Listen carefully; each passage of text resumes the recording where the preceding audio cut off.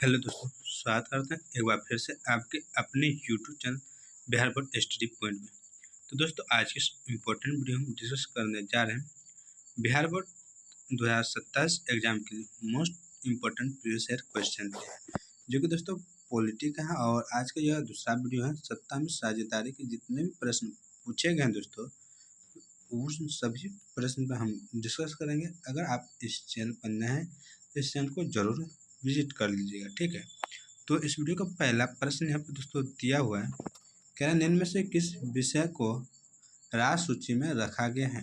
कृषि, पुलिस, सिंचाई या इनमें से सभी? राज्य सूची में देखिए दोस्तों, सूची तीन प्रकार के होते हैं, एक राज्य सूची, एक समवर्ती सूची और एक दोस्तों केंद्र सूची।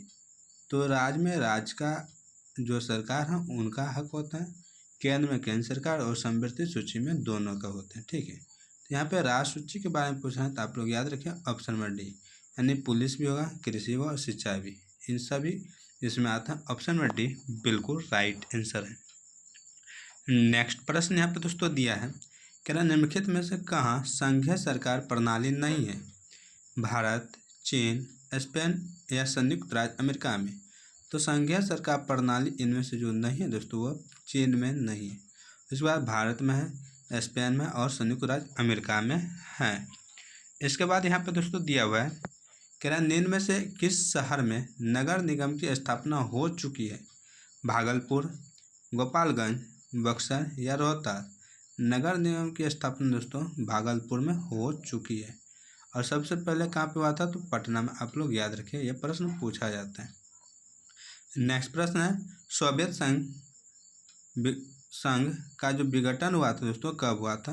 तो सोवियत संघ का विघटन हुआ था दोस्तों 1991 में। कब? 1991 में। नेक्स्ट प्रश्न यहाँ पर दोस्तों दिया है कि राज्य पुनर्गठन आयोग 1953 का गठन किसकी अध्यक्षता में हुआ?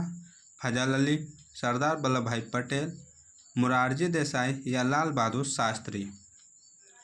तो दोस्तों, राज्य पुनर्गठन आयोग 1953 का जो अध्यक्षता किया था दोस्तों, जो इनके साथ था वो फजल अली की अध्यक्षता में हुआ था, ठीक है।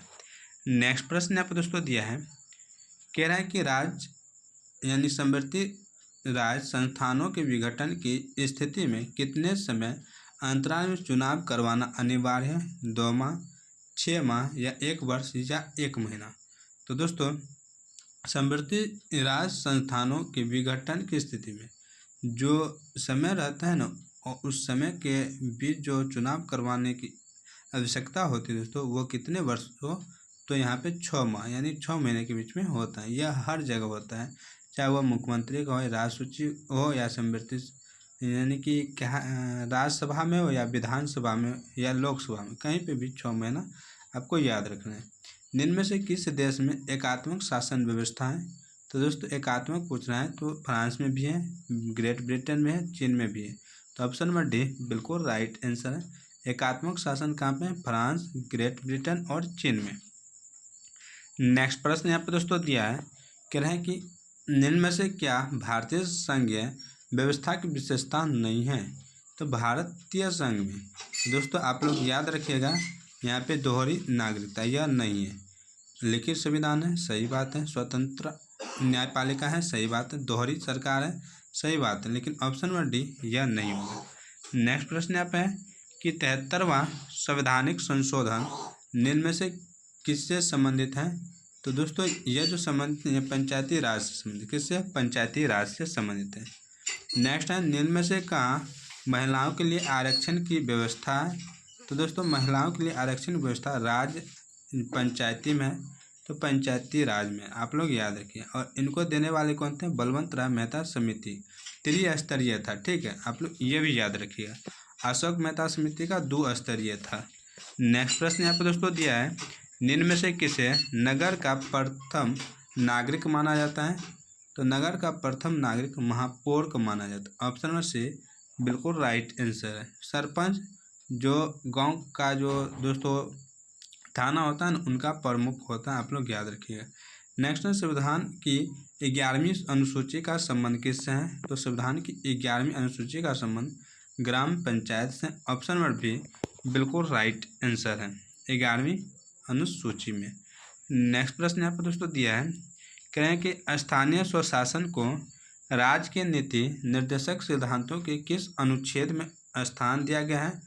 तो स्थानीय स्वशासन को जो स्थान दिया गया है दोस्तों, यह अनुच्छेद 40 में दिया गया है। ऑप्शन नंबर सी बिल्कुल राइट आंसर है। दोस्तों अगर आप इस चैनल पर नए हैं और इस चैनल को अभी तक विजिट नहीं किया तो ज़रूर से ज़रूर कर लें। अगर आपको इनका PDF लेना है तो आपको हम आंसर के साथ यहाँ पे देख सकते हैं, आंसर के साथ यह PDF आपको अपलोड करवा देंगे। आप हमारे टेलीग्राम चैनल से ज़रूर जुड़ जाइएगा।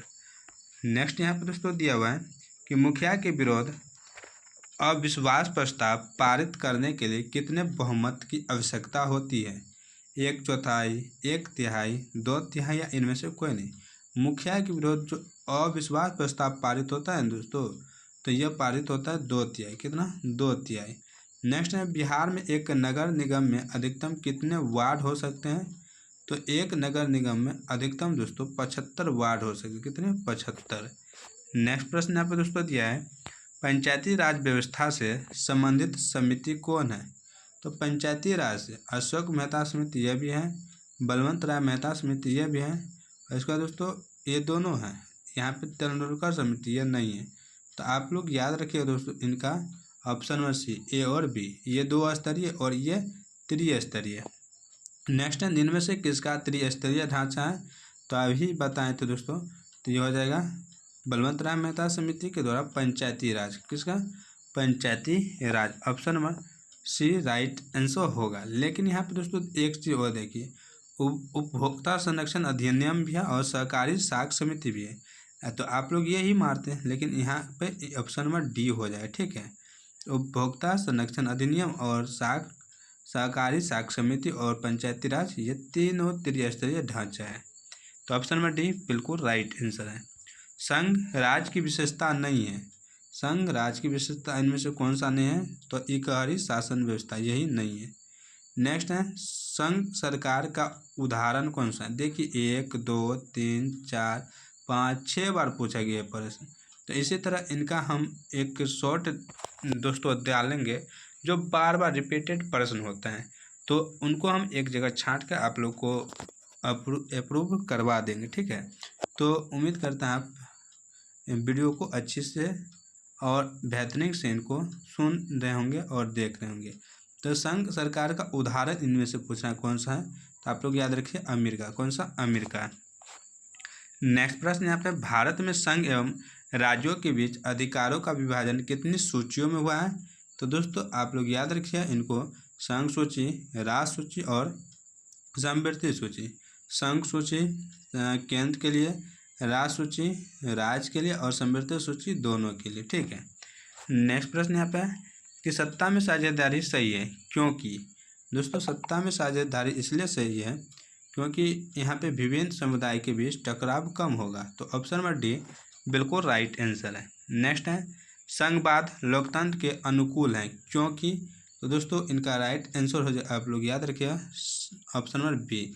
संघवाद इस बात की व्याख्या करता है, व्यवस्था करता है कि उस शासन व्यवस्था के अंतर्गत रहने वाले लोगों में आपसी सौहार्द एवं विश्वास रहेगा। उन्हें इस बात का भय नहीं रहेगा कि एक भाषा, संस्कृति और धर्म दूसरे पर लाद दिया जाए। ठीक है।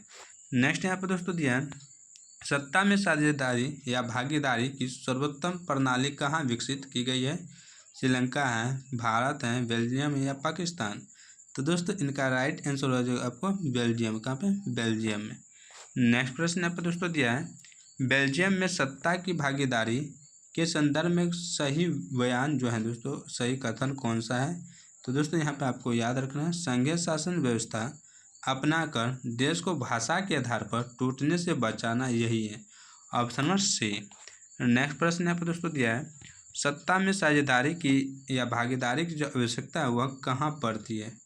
तो दोस्तों यह पड़ती है आपको क्षेत्र, भाषा और जाति के आधार पर बटे समाज में। ठीक है। नेक्स्ट प्रश्न यहाँ पर दोस्तों दिया हुआ है, कह रहे हैं संघीय व्यवस्था में सरकार होती है एक दलीय, द्विदलीय, बहुदलीय या इनमें से कोई नहीं। तो संघीय व्यवस्था में जो सरकार होती है दोस्तों, ये आपको बहुदलीय होती है। क्या? बहुदलीय। नेक्स्ट है लोकसभा में निर्वाचन हेतु कुल सीटों की संख्या कितनी है।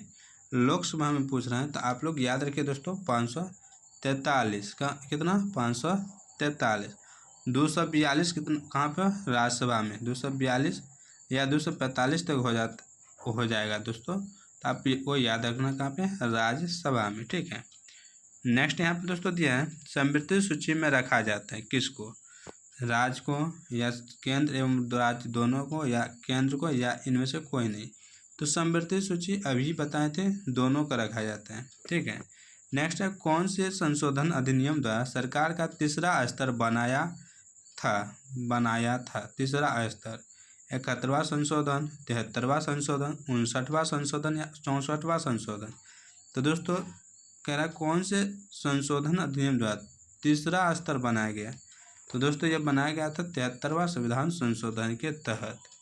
नेक्स्ट प्रश्न यहाँ पे निम्नलिखित में कौन सा पंचायती राज व्यवस्था का दूसरा स्तर है। तो पंचायती राज व्यवस्था का दूसरा स्तर पंचायती समिति है, पंचायत समिति। पंचायती राज व्यवस्था सर्वप्रथम किस राज्य में लागू हुआ था।